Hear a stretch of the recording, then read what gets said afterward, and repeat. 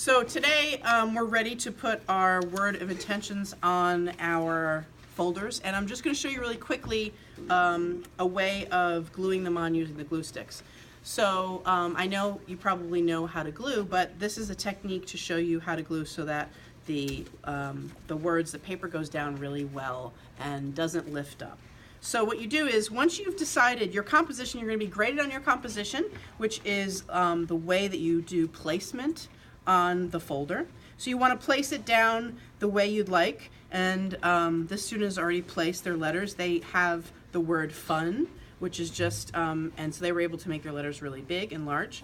And so I'm going to just start with the middle letter. I take the letter and a piece of scrap paper, I put the letter upside down, and what you want to do is get a good glue stick, make sure it's sticky, some of them aren't, but get a good glue stick, and you really want to glue it as well as you can off of the sides so that there's a lot of glue, and the technique here is that you're gluing all the way around the edges so that the edges, all of these edges have glue on it. So that's really the technique.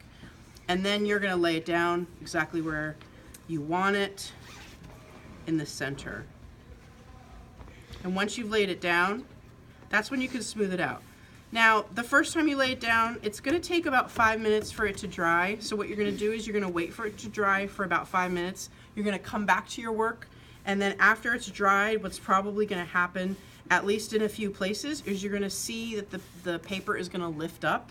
And then in those locations, what you're going to do is you're going to take your glue stick and you're going to go back over the locations where it lifts up, and there'll be little tiny places, and you'll take the glue stick and then you'll re-glue. That's the really essential important part, because when you want to re-glue, or when you do re-glue, that will make sure that the paper is going to stay onto the folder, because these folders are going to be used a lot in your boxes, and you want to make sure that the work stays onto the folder.